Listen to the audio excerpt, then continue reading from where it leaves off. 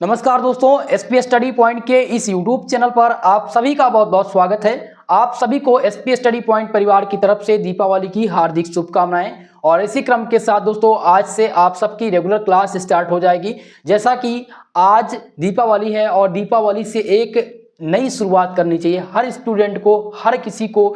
तो आज मेरा यह प्रयास है, जैसा कि अभी आप सबको पता था हमारी क्लासेस जो थी वो रेगुलरली नहीं संचालित हो पा रही थी, लेकिन इसी क्रम में मेरा प्रयास यह है कि इसी के साथ आज के दिन से ही हम रेगुलर क्लास संचालित कर पाएँ आप सबके लिए। और डेली रात 8 बजे आप सभी को बीएससी की क्लासेस मिलेंगी। दोस्तों जल्द ही टाइम टेबल आपको मैं प्रोवाइड करा दूंगा आपके टेलीग्राम चैनल पर। फिलहाल चलिए स्टार्ट करते हैं आज की इस क्लास को। तो आज की ये क्लास है BSc first year first semester के लिए, जिसमें दोस्तों आज मैं आप सभी को बॉटनी पढ़ाने वाला हूं। और बॉटनी में जो आज मैं पढ़ाने वाला हूं वो है दोस्तों एमसीक्यू प्रकार के प्रश्न। ऐसे विद्यार्थी जिनका इस सत्र का एग्जाम ओएमआर पाठ्यक्रम पर होना है, यानी कि ऑब्जेक्टिव पैटर्न पर जिनका एग्जाम होना है, उनके लिए आज के वीडियो रामबाण होगी दोस्तों, क्योंकि इसमें मैं प्रीवियस ईयर का क्वेश्चन पेपर आपको सॉल्व कराने वाला हूं। और ये प्रीवियस ईयर क्वेश्चन पेपर देख सकते हैं जो कि दीनदयाल उपाध्याय गोरखपुर विश्वविद्यालय का है, डीडीयू यूनिवर्सिटी का ये क्वेश्चन पेपर है दोस्तों। 2023 और 24 सत्र में ये पेपर आयोजित कराया गया था। तो आप चाहे जिस विश्वविद्यालय से बिलोंग करते हो, चाहे आप डीडीयू यूनिवर्सिटी से हो, राजा महन प्रताप अलीगढ़ विश्वविद्यालय से हो, आगरा विश्वविद्यालय से हो, या आपका कोई अदर विश्वविद्यालय हो, ठीक है, सबके लिए हमारी ये क्लास इंपॉर्टेंट रहेगी। तो वीडियो को लाइक शेयर कर दीजिएगा। और अभी तक हमारे इस यूट्यूब चैनल को सब्सक्राइब नहीं किया है तो प्लीज़ सपोर्ट कीजिएगा, यूट्यूब चैनल को सब्सक्राइब जरूर कर लीजिएगा। ओके, चलिए स्टार्ट करते हैं इस क्लास को। तो सेमेस्टर नंबर फर्स्ट में दोस्तों जो आप लोग बॉटनी पढ़ रहे हैं उसका जो पेपर टाइटल है वो है माइक्रोबायोलॉजी एंड प्लांट पैथोलॉजी। ये आपका पेपर टाइटल है, ठीक है। और इस क्लास में एमसीक्यू टाइप जो क्वेश्चंस मिलने वाले हैं वो 50+ क्वेश्चंस हैं। तो इसी क्रम में हम आज सॉल्व करेंगे। चलिए, आपके स्क्रीन पे आपका पहला प्रश्न आ चुका है। पहला क्वेश्चन यहाँ पर देखिएगा, क्वेश्चन नंबर फर्स्ट। सभी लोग ध्यानपूर्वक इस क्वेश्चन को समझिएगा। क्वेश्चन है कि ऑटोक्लेव में उपयोग किया जाने वाला सामान्य टेम्परेचर क्या है। क्वेश्चन नंबर फर्स्ट कह रहा है कि what is the common temperature use in autoclave. तो ऑटोक्लेव में दोस्तों आप ध्यान रखेंगे कि जो इसका सामान्य टेम्परेचर होता है वो 121 डिग्री सेंटीग्रेड ताप होता है। यहाँ पर ऑप्शन नंबर ए इस क्वेश्चन का करेक्ट उत्तर हो जाएगा। क्लियर है। चलिए नेक्स्ट प्रश्न के साथ हम चलते हैं। आपका अगला प्रश्न यहाँ पर आ चुका है। नेक्स्ट क्वेश्चन देखिएगा, क्वेश्चन नंबर 2। बियर लैम्बर्ट का नियम से क्वेश्चन आया हुआ था कि बियर का जो लैम्बर्ट नियम है, ठीक है, Beer Lambert's law given the relation between which of the following, यानी कि बियर का जो लैम्बर्ट नियम है निम्नलिखित में से किसके बीच संबंध दर्शाता है। पहला ऑप्शन कह रहा है कि परावर्तित विकिरण तथा सांद्रता के बीच, यानी कि रिफ्लेक्टेड रेडिएशन एंड कंसंट्रेशन। तो कंसंट्रेशन और रिफ्लेक्शन के साथ ये संबंध नहीं दर्शाता। ये संबंध दर्शाएगा किसके साथ में, ये ऊर्जा अवशोषण तथा परिवर्तित विकिरण के साथ संबंध दर्शाता है। इसलिए आपका यहाँ पर ऑप्शन नंबर सी, यहाँ पर सी वाला ऑप्शन आपका करेक्ट उत्तर हो जाएगा इस क्वेश्चन में। चलिए क्लियर है। अगला क्वेश्चन ध्यान देंगे। नेक्स्ट क्वेश्चन यहाँ पर है आपका अगला तीसरा क्वेश्चन, स्क्रीन पे आ चुका होगा, देखिएगा।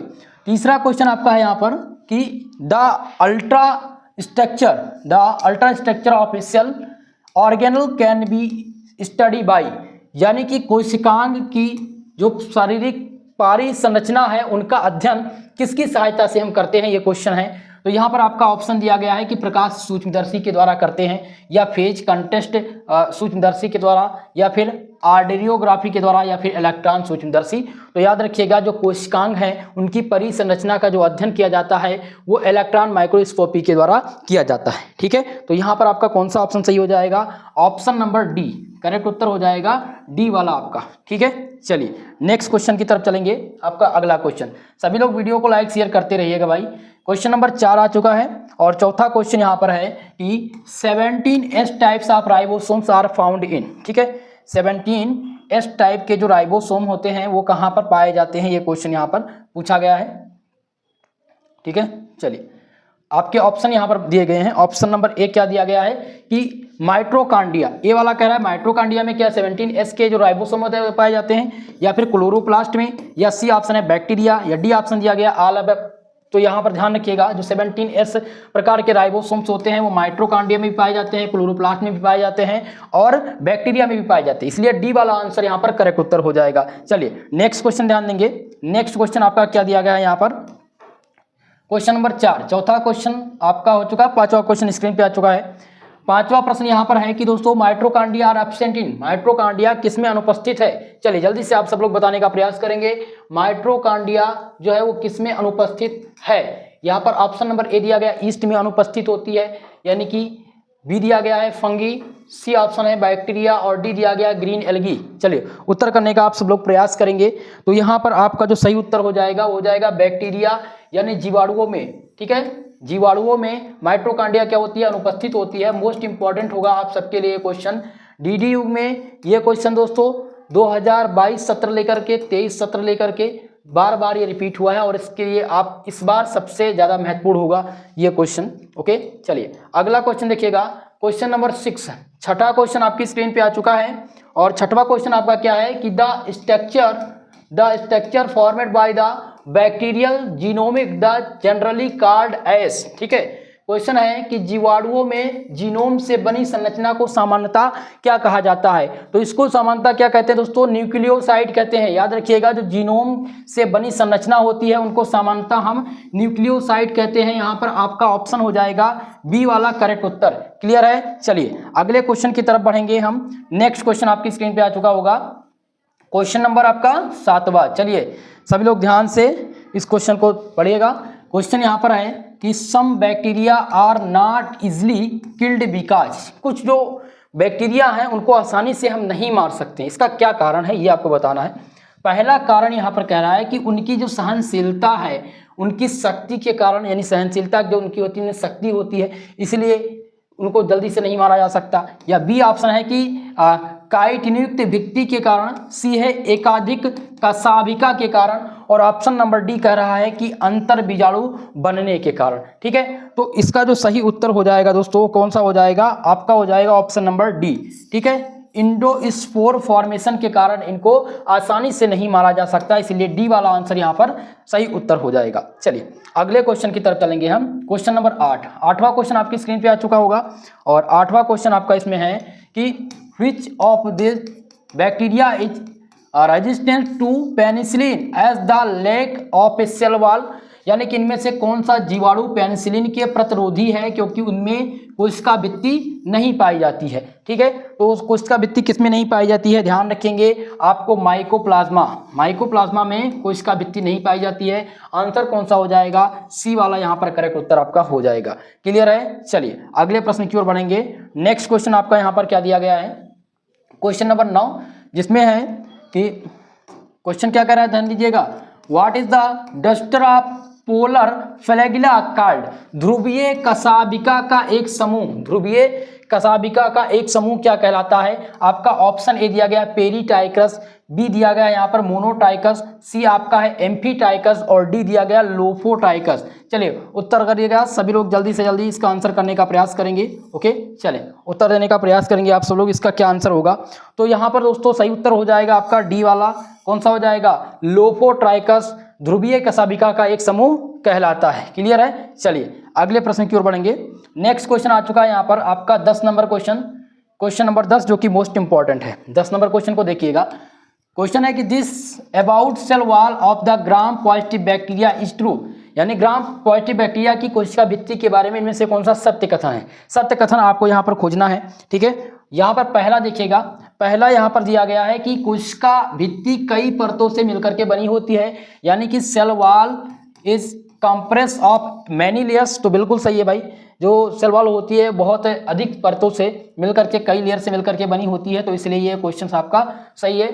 ठीक है, ये कथन सही है। दूसरे कथन को हम चेक करेंगे। दूसरा कथन यहाँ पर क्या दिया गया है, दूसरा कथन ये आपका है कि इसकी कोशिका भित्ति ग्राम नेगेटिव जीवाणु से अधिक मोटी होती है, तो बिल्कुल सत्य है। तीसरा यहाँ पर देखेंगे, कोशिका भित्ति में जो टेचिक एसिड होता है वो पाया जाता है, तो ये तीनों सही हैं, इसलिए यहाँ पर जो सही उत्तर हो जाएगा वो हो जाएगा कौन सा, डी वाला हो जाएगा। ठीक है, ऑल ऑफ एबव इसमें सही उत्तर होगा। चलिए अगले प्रश्न की ओर बढ़ेंगे। नेक्स्ट क्वेश्चन आपका यहाँ पर देखिए, क्वेश्चन नंबर आपका आ चुका है 11, क्वेश्चन नंबर 11, जिसमें पूछा गया है कीमोटैक्सिस क्या होता है, what is chemotaxis. Question number आपका है 11 नंबर, जिसमें है कीमोटैक्सिस क्या है। आपके ऑप्शन दिए गए हैं कि एक बैक्टीरिया की ओर तैरना, दूसरा कह रहा है कि एक बैक्टीरिया से दूर तैरना। सी ऑप्शन है किसी रासायनिक यौगिक की उपस्थिति में बैक्टीरिया की ओर उससे दूर तैरना। ठीक है, तो इसका उत्तर आप सभी लोग करके बताइएगा। सभी लोग कमेंट बॉक्स में इसका आंसर करेंगे। जल्दी से इस क्वेश्चन को नोट कीजिएगा।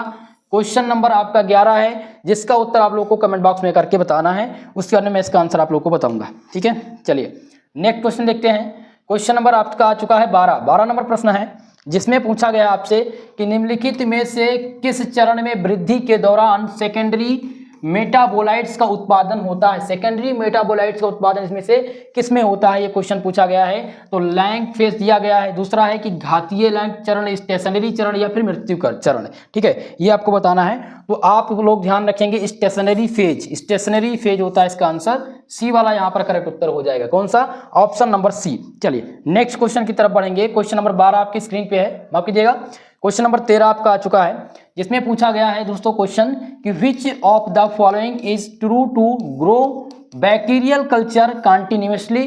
निम्नलिखित में से किसका उपयोग बैक्टीरिया कल्चर को लगातार उगाने के लिए किया जाता है। आपके ऑप्शन दिया गया कीमोस्टेट, दूसरा दिया गया है हीमोस्टेट, सी ऑप्शन कह रहा है कि कल्टर काउंटर या फिर बिस्टेट्स। ठीक है, तो इनमें से सही उत्तर कौन सा हो जाएगा? ध्यान रखेंगे यहाँ पर आपका हो जाएगा कीमोस्टेट जो है वो बैक्टीरिया कल्चर को लगातार उगाने के लिए प्रयोग किया जाता है। यहाँ पर सही उत्तर हो जाएगा ऑप्शन नंबर ए। चले नेक्स्ट क्वेश्चन की तरफ हम बढ़ेंगे। आपका अगला क्वेश्चन देखिएगा, यहाँ पर है 14 नंबर क्वेश्चन स्क्रीन पे आ चुका है। मवेशियों में फ्लूरोनिमोनिया किसके कारण होती है? चलिएगा दोस्तों, क्वेश्चन क्या है? Pleuropneumonia of a cattle is caused by. तो जो मवेशियाँ होती हैं उनमें जो फ्लोरोनिमोनिया होती है दोस्तों, वो किसके कारण होती है? तो ये आपको ध्यान रखना होगा, माइकोप्लाज्मा के द्वारा होती हैं। ठीक है, ऑप्शन नंबर यहाँ पर सी आपका सही उत्तर हो जाएगा। चलिए सभी लोग ध्यान दीजिएगा। 15 नंबर क्वेश्चन है, transformation of a genetic material from one bacterium to another by virus is called. यानी किसी विषाणु द्वारा आनुवांशिक पदार्थ का एक जीवाणु से दूसरे जीवाणु में जो स्थानांतरण होता है वो क्या होता है, उसका स्थानांतरण क्या कहलाता है? पहला ऑप्शन कह रहा है कि इसको हम ट्रांसजेक्शन कहते हैं, दूसरा ऑप्शन है ट्रांसफॉर्मेशन कहते हैं, सी ऑप्शन है कॉन्जुगेशन और डी दिया गया है लाइसोजेनी। तो दोस्तों किसी भी विषाणु की अगर बात किया जाए, जब उनका आनुवांशिक पदार्थ एक पदार्थ से दूसरे पदार्थ यानी एक जीवाणु की बात करें, दूसरे जीवाणु में उनका स्थानांतरण हो जाता है तो उसको क्या कहते हैं? ट्रांसफॉर्मेशन कहते हैं। इस प्रकार से ऑप्शन नंबर 20 क्वेश्चन का सही आंसर होगा। चले नेक्स्ट क्वेश्चन की तरफ चलेंगे। आपका अगला क्वेश्चन है 16 नंबर क्वेश्चन, ध्यान दीजिएगा। 16 नंबर क्वेश्चन है कि वायरस का सबसे पहला पृथक्करण किसने किया था? क्वेश्चन क्या दिया गया है? Virus is first isolated by. तो वायरस को सर्वप्रथम किसने गढ़ा था दोस्तों? तो ध्यान रखेंगे, एक बॉटनिस्ट थे इवानोस्की जो थे वो बॉटनिस्ट थे जिन्होंने वायरस के टर्म को सबसे पहले गढ़ा था। तो ऑप्शन नंबर डी इस क्वेश्चन का करेक्ट उत्तर होगा। मोस्ट इंपॉर्टेंट ये क्वेश्चन है, कई बार ये रिपीट हुए हैं एग्जाम में, इस बात को आप ध्यान रखेंगे। ओके, चलिए अगले प्रश्न की ओर बढ़ते हैं। नेक्स्ट क्वेश्चन है 17 number question. 17 number question screen पे आपके आ चुका है, जिसमें है स्वारकैराथ। ठीक है, स्वारकैराथ इज, तो स्वारकैराथ क्या होता है बताने का प्रयास करेंगे। एक प्रकार का बंद गोभी है ये, या फिर आलू है, या फिर पत्ता गोभी है, या फिर टमाटर की श्रेणी में आता है। तो आप याद रखेंगे जो एक स्वारकैराथ है ये किसकी श्रेणी में आता है? ये पत्ता गोभी यानी एक कैबेज। इसका सही उत्तर होगा सी वाला ऑप्शन। चले अगले क्वेश्चन की तरफ बढ़ते हैं। नेक्स्ट क्वेश्चन आपका इसमें है दोस्तों क्वेश्चन नंबर 18, जिसमें है कि वह शैवाल जो आयोडीन निष्कर्षण के मुख्य स्रोत का कारण बनता है। ये क्वेश्चन पूछा गया है। An algae that form the main source of iodine extension is. इसको समुद्री खरपतवार या लैमिनेरिया या फिर ग्रेसिलेरिया या फिर नॉन स्टाक। तो इसको क्या कहते हैं दोस्तों? इसको लैमिनेरिया कहते हैं। ध्यान रखेंगे, लैमिनेरिया आपका करेक्ट उत्तर हो जाएगा बी वाला सही उत्तर है। 18 नंबर क्वेश्चन का जो सही उत्तर होगा वो ऑप्शन नंबर आपका बी हो जाएगा। चलिए अगले क्वेश्चन की तरफ बढ़ते हैं। सभी लोग ध्यान पूर्वक देखते रहिएगा और आंसर करने का प्रयास भी कीजिए। कमेंट बॉक्स में कमेंट करते रहिएगा, तभी आपको कॉन्फिडेंस आएगा। ठीक है, चलिए 18 नंबर क्वेश्चन है कि which of the following is the symbiotic N2 fixing prokaryotes, nitrogen fixing. ठीक है। यानी निम्नलिखित में से कौन सा नाइट्रोजन के स्थिरीकरण करने वाला सहजीवी प्रोकैरियोट्स है? सहजीवी प्रोकैरियोट्स पूछा गया है। पहला ऑप्शन यहाँ पर है एनाबिना, दूसरा दिया गया है क्लेडोफोरा, सी है बैक्ट्रोकोस्पर्म या फिर वॉलवॉक्स। तो आप ध्यान रखेंगे इसका जो सही उत्तर हो जाएगा वॉलवॉक्स। ठीक है। नाइट्रोजन का स्थिरीकरण पूछा गया था कि जो सहजीवी प्रोकैरियोट्स जो प्रोकैरियोट्स हैं वो स्थिरीकरण करते हैं किसका? नाइट्रोजन का। और उसमें कौन सहायता करता है? वॉलवॉक्स। तो इसलिए यहाँ पर आंसर क्या लगाएंगे आप? डी लगाएंगे। चले अगला क्वेश्चन देखते हैं। नेक्स्ट क्वेश्चन है क्वेश्चन नंबर 20 नंबर क्वेश्चन दिया गया है। यहाँ पर है कि लाल शैवाल जो है उनका लाल शैवाल का लाल रंग किस कारण होता है? चलिए बताने का प्रयास कीजिएगा। आपके पास ऑप्शन दिए गए हैं। पहला ऑप्शन यहाँ पर है आर फाइकोइरेथिन, बी ऑप्शन दिया गया है आर फाइकोसाइनिन, ऑप्शन सी आपका कह रहा है कि कैरोटिनाइड्स और डी दिया गया है जेंथोफिल। तो किसको क्या कहते हैं दोस्तों? जो लाल शैवाल का लाल रंग जो होता है वो किसके कारण होता है? वो आर फाइकोइरेथिन के कारण होता है। ठीक है। यहाँ पर ऑप्शन नंबर आपका ए करेक्ट उत्तर हो जाएगा। चलिए नेक्स्ट क्वेश्चन की तरफ चलते हैं। आपका अगला प्रश्न आपकी स्क्रीन पे आ चुका है क्वेश्चन नंबर 21 नंबर क्वेश्चन बहुत ही महत्वपूर्ण है, ध्यान दीजिएगा। क्वेश्चन कह रहा है कि चाय में लाल जंग किसके कारण होता है? Red rust of T is caused by, option A दिया गया है बैक्टीरिया, बी ऑप्शन कह रहा है फंगी, ऑप्शन सी आपका एल्गी और डी दिया गया नन ऑफ दिस। तो जो चाय है उसमें जो लाल जंग लगता है वो किसकी वजह से लगता है? वो शैवाल की वजह से लगता है। किसकी वजह से? शैवाल यानी एल्गी की वजह से लगता है। तो यहाँ पर कौन सा ऑप्शन सही हो जाएगा? आपका सी वाला उत्तर आपका करेक्ट उत्तर होगा। चले अगले क्वेश्चन की तरफ। क्वेश्चन नंबर 22 आपकी स्क्रीन पे है। 22 नंबर क्वेश्चन है जिसमें पूछा गया है दोस्तों क्लोरोप्लास्ट इज ऑफ ओडोगोनिया इज, यानी कि ओडोगोनियम में हरित लवक होता है। तो ओडोगोनियम में जो हरित लवक होता है वो पहला दिया गया कि तारे के आकार का, पेचदार होता है या जाली जैसा होता है या कप के आकार का होता है। चलिए बताने का प्रयास कीजिएगा। तो क्लोरोप्लास्ट ऑफ ओडोगोनिया इज क्या हो जाएगा आपका? ये कप के आकार का होता है। ठीक है। किसके आकार का? कप के आकार का। लेकिन जब यहाँ पर ओडोगोनिया ना होता, हरित लवक ना होके नील हरित शैवाल होते तो लगाते आप कप के आकार का। लेकिन पूछा क्या गया है? पूछा गया था ये कि ओडोगोनियम में हरित लवक होता है। तो आप ध्यान रखेंगे जालीदार जैसा होता है, जाली जैसा होता है। यहाँ पर ऑप्शन नंबर सी आपका सही उत्तर है। चलिए अगले क्वेश्चन की तरफ। क्वेश्चन नंबर 23 आपका है। 23 नंबर क्वेश्चन को ध्यान दीजिएगा। ठीक है। क्वेश्चन नंबर 23 आपका यहाँ पर दिया गया है जिसमें पूछा गया है कि सिन जो स्पोर्स पाए जाते हैं, सिंजियोस्पर्म्स जो होते हैं वो पाए जाते हैं। तो कहाँ पर पाए जाते हैं? कारा, दूसरा है वॉलवॉक्स, ओडोगोनियम या डी दिया गया आपका उचेरिया। तो इसका जो सही उत्तर हो जाएगा दोस्तों वो हो जाएगा उचेरिया। ठीक है।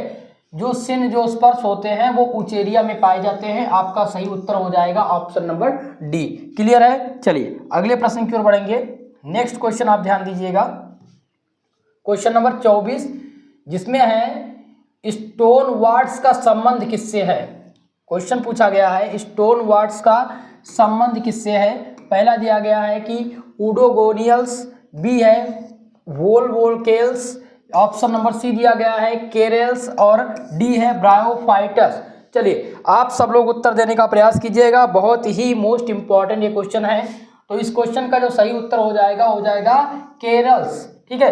केरल्स जो है वो स्टोन वार्ड्स का संबंध दर्शाता है। तो यहाँ पर सही उत्तर हो जाएगा ऑप्शन नंबर सी। चलिए अगले क्वेश्चन की तरफ बढ़ते हैं। नेक्स्ट क्वेश्चन आपका है 25 नंबर क्वेश्चन है कारा के न्यूल कुल में कोरोनल कोशिकाओं की संख्या कितनी होती है? बहुत ही इंपॉर्टेंट क्वेश्चन आया था। ठीक है। The number of coronal cell in nucleus of Chara. ठीक है। चलिए तो इसमें जो इनकी संख्या कितनी होती है तो ध्यान रखेंगे इसकी संख्या जो होती है वो 5 होती है। कितनी होती है दोस्तों? 5 होती है। ठीक है। चले अगले क्वेश्चन की तरफ बढ़ते हैं। नेक्स्ट क्वेश्चन आ चुका है 26 नंबर क्वेश्चन है कि भंडारण भोजन मैनीटाल पाया जाता है।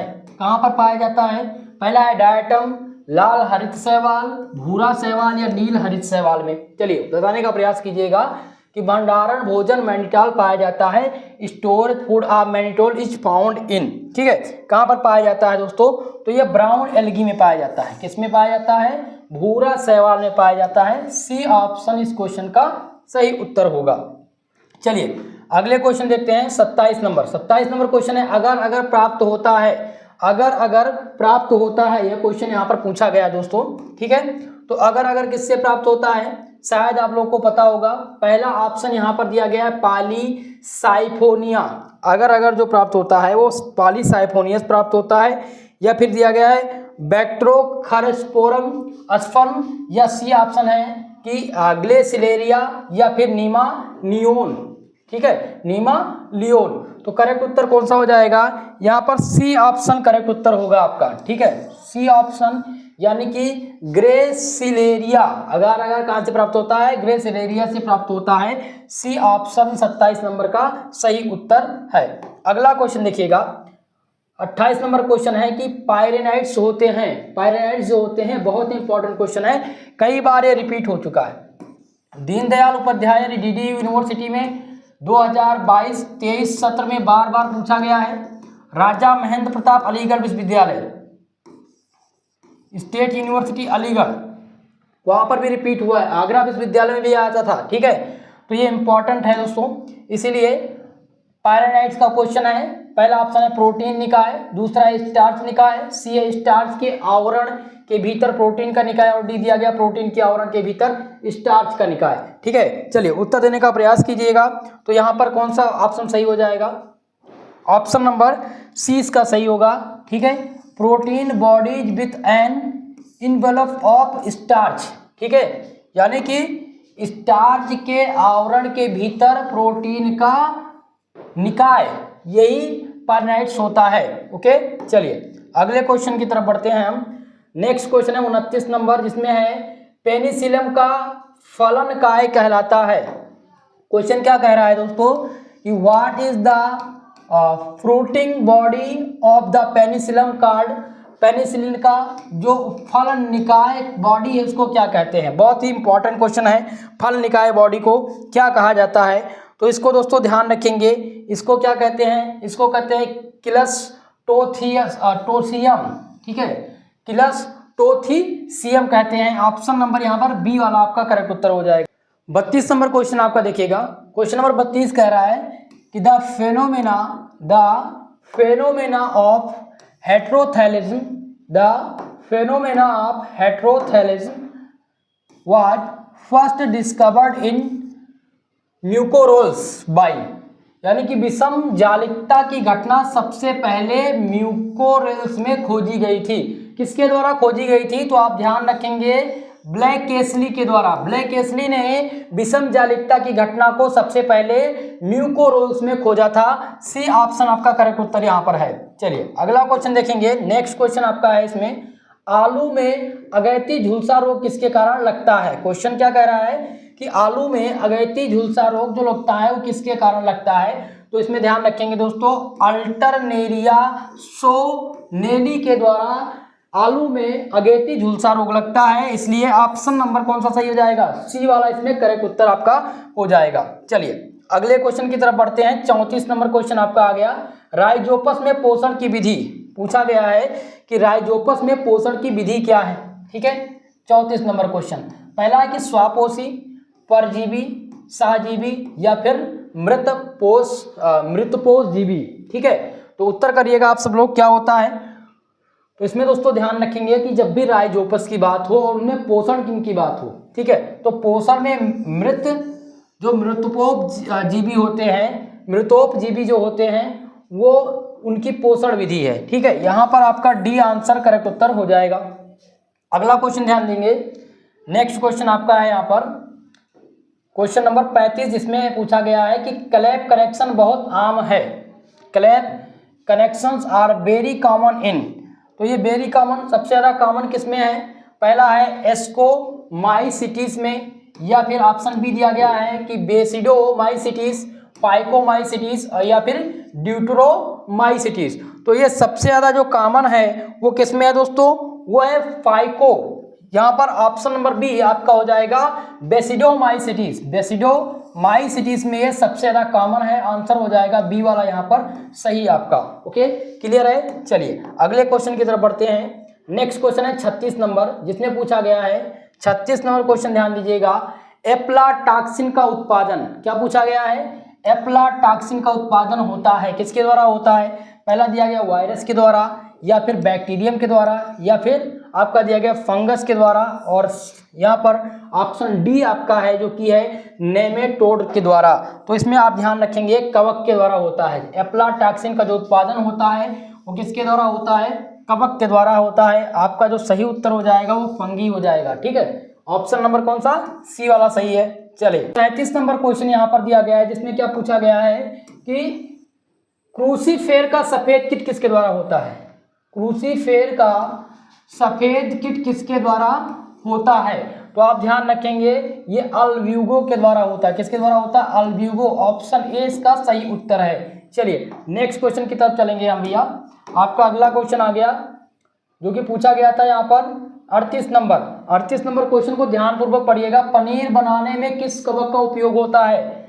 आजकल सबके घरों में पनीर का प्रयोग तो किया ही जाता है, तो पनीर को बनाने में किस कवक का उपयोग किया जाता है। अब आप समझ रहे हैं कवक क्या है। देखिए यहाँ पर फंगी यानी फंगी का प्रयोग किया जाता है कवक के निर्माण में। यहाँ पर ये दिए गए हैं कवक के नाम, और आपको बताने इनमें से कि किस कवक का प्रयोग किया जाता है पनीर का निर्माण करने में। ठीक है, तो इसका उत्तर आप सभी लोग कमेंट बॉक्स में कमेंट करके बताइएगा, प्रयास कीजिएगा सभी लोग। ठीक है, इसका आंसर आप सबके द्वारा दिया जाना है।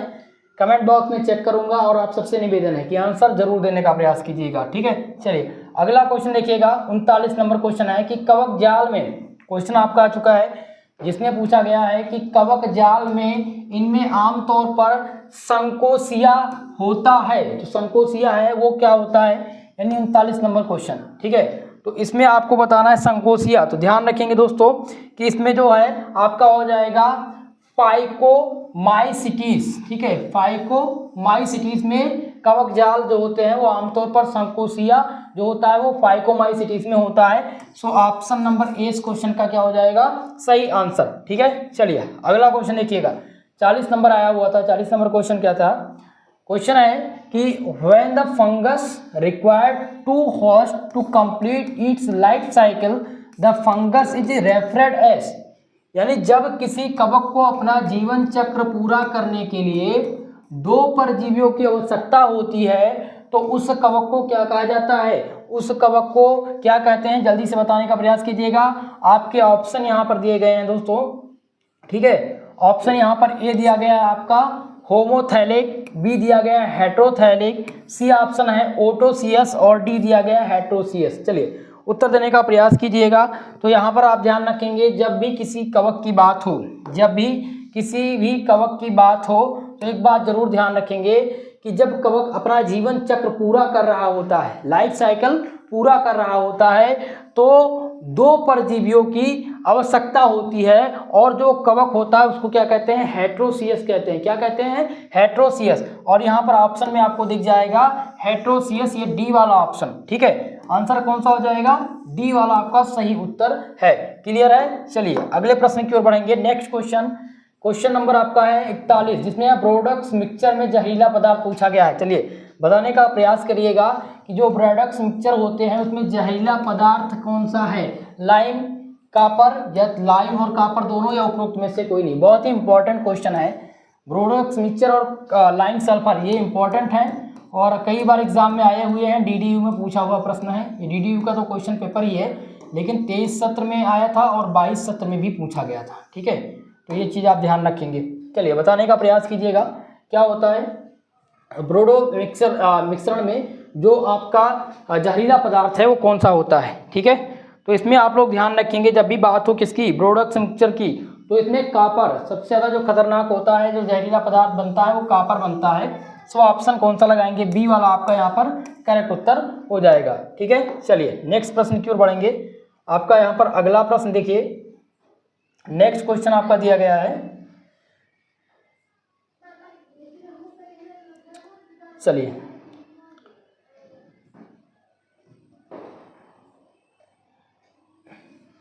बयालीस नंबर क्वेश्चन ध्यान दीजिएंगे। 42 नंबर क्वेश्चन यहाँ पर दिया गया है कि फंगल संक्रमण के जवाब में जो पौधे द्वारा फाइगोएलेरिसियन का जो उत्पादन किया जाता है वह होता है, वो जो फेनोलिक मिश्रण होता है या फिर ग्लाइकोप्रोटीन, प्रोटीन या फिर लिपिड के रूप में होता है। चलिए बताने का प्रयास कीजिएगा। तो ये दोस्तों आपको ध्यान रखना है, ये फिनोलिक मिश्रण होते हैं। क्या होते हैं ये फेनोलिक कंपाउंड होते हैं। ऑप्शन नंबर यहाँ पर ए करेक्ट उत्तर हो जाएगा। चलिए नेक्स्ट क्वेश्चन की तरफ ध्यान देंगे। अगला क्वेश्चन आपका इसमें है क्वेश्चन नंबर 43 में है डैम्पिंग ऑफ रोग। डैम्पिंग ऑफ रोग किससे संबंधित है? मोस्ट इंपॉर्टेंट ये रोग है, इंपॉर्टेंट ध्यान दीजिएगा, इसको मैं लिख दे रहा हूँ यहाँ पर, इंपॉर्टेंट है ये इस बार के लिए। राजा महेंद्र प्रताप अलीगढ़ विश्वविद्यालय के लिए भी है। कानपुर विश्वविद्यालय में तो लिखित परीक्षा होती है, लेकिन पहले ऑब्जेक्टिव जब होता था वहाँ पर वो पूछा जाता था। ठीक है, आगरा विश्वविद्यालय, बिहार यूनिवर्सिटी के लिए मोस्ट इंपॉर्टेंट होगा। ओके चलिए, तो आपको बताना था यहाँ पर इसका आंसर कि डैम्पिंग ऑफ रोग किससे संबंधित है। चलिए बताइएगा भैया, डैम्पिंग ऑफ रोग किससे संबंधित है? तो ये नए अंकुरण के नाश से संबंधित है। किससे? नए अंकुरण के नाश से संबंधित है। ऑप्शन नंबर डी आपका यहाँ पर करेक्ट उत्तर होगा। चलिएगा अगले क्वेश्चन की तरफ। सभी लोग वीडियो को लाइक शेयर करते रहिए भाई। जितने भी छात्र छात्राएं जुड़ चुके हैं, आप सबसे मेरा निवेदन है हमारे इस यूट्यूब चैनल को सपोर्ट कीजिए और जो है चैनल को सब्सक्राइब करना मत भूलिए। कभी कभी क्या होता है, क्लास लगाते हैं नोटिफिकेशन आप सबके पास नहीं आता, तो आप लोगों ने नोटिफिकेशन ऑफ करके रखा होगा, नोटिफिकेशन ऑन कर लीजिएगा। ठीक है, ऑन कर लेंगे तो जब भी क्लास लगेगी आपको नोटिफिकेशन मिल जाएगा और सेम टाइम आपकी डेली क्लास होनी है। चलिए फिलहाल हम 44 नंबर क्वेश्चन को डिस्कस करते हैं।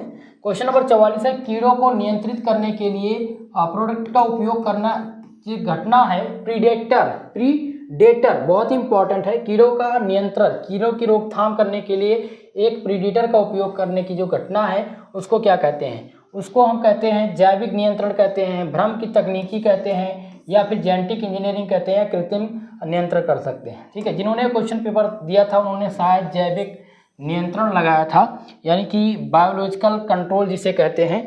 तो बायोलॉजिकल कंट्रोल क्या सही है? बिल्कुल सही है भाई, बिल्कुल सही आपका क्वेश्चन है बायोलॉजिकल कंट्रोल। ठीक है, कीड़ों को नियंत्रित करने के लिए प्रीडेटर का उपयोग करने की जो घटना है उसको बायोलॉजिकल कंट्रोल कहते हैं, जैविक नियंत्रण कहते हैं। ओके चलिए क्लियर इतनी चीजें। अगले क्वेश्चन की तरफ ध्यान देंगे। नेक्स्ट क्वेश्चन है 45 नंबर, जिसमें पूछा गया था कि निम्नलिखित में से कौन सा जैव उर्वरक का एक जोड़ा है? बहुत ही इंपॉर्टेंट क्वेश्चन है कि which of the following is a pair of bio fertilizers. तो बायो फर्टिलाइजर्स का जोड़ा सबसे इंपॉर्टेंट क्वेश्चन आपकी स्क्रीन पे आ चुका है।